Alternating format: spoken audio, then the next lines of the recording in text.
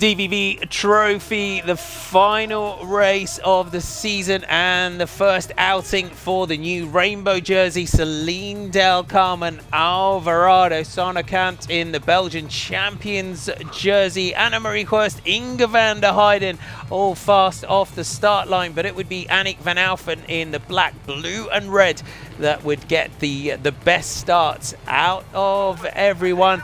Quickly into the lead, it was Celine Del Carmen Alvarado and Annemarie Hurst, while Sanne Cant behind with Annemiek, Annemiek van Alphen and Inge van der Heijden chasing hard. It was a technical day for the riders. Alvarado led out, but there would be a tumble for the world champion that would allow Annemarie Hurst to get back into the front of the race.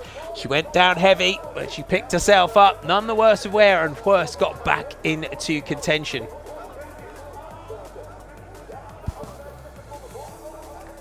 Alvarado pressing on with Annemarie Hurst. They have been locked in a battle for much of the season, these two riders. And at every opportunity, they push their way back through to the front. One way, then the other. The Annemarie Hurst and the early part of the season would have had the better of Alvarado in the sprint, but in the world, it was Alvarado that got the better of her Dutch teammate on that occasion. Into the home straight. Hurst had the front. Alvarado kicked on, and for the second time in successive races, it was Celine Del Carmen Alvarado who took the victory and the first in the rainbow jersey of a world champion. Annemarie Hurst settling for second place, while behind the 17-year-old junior world cyclocross champion Shirin van Anrooy managed to distance Inge van der Heijden for third. On to the men's race, and Elie Iserbyt in the centre for Poel Bingo leading in the DVV Trophy. Overall ahead of a non-starter Mathieu van der Poel with Michael van Toornout over 5 minutes down. So the general classification in the DVV Trophy pretty much sewn up for Elie Iserbyt. It was Laurent Sweeck of Poel Bingo that opened up proceedings and led from the start ahead of a leading group that was headed up by Tom Pidcock, but also contained Toon Aerts, Michael van Toornout and Quentin Hermans. Digging in on the sand, Sweeck went down. It allowed Quentin Hermans back into proceedings, but in the chasing group behind, Wout van Aert of Jumbo-Visma was gradually closing down the gap to the front of the race. After a pretty much third row start, he would make it up to the leader, while behind Elie Iserbyt was leading his two teammates, Van Toornout and Sweeck behind.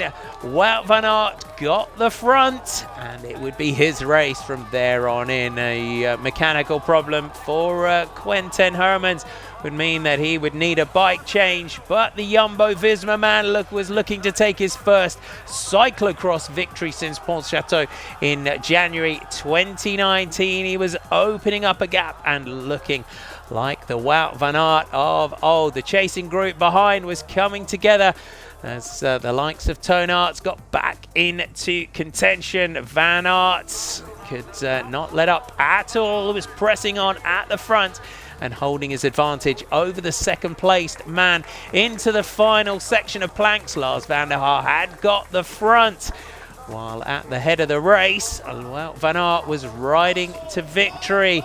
It was an emotional ride to the line. He slapped his leg that he had injured in his horror crash at the Tour de France. He signalled his return to the top flight of cyclocross with a superb victory. Quentin Hermans rolled across the line for second, but it would be the battle for third that would go right down to the final few meters. Laurent Sweeck led out. Toon Aerts came barrier side, and in a bold, brave move, the Telenet Bauwasser Lion rider came through for third.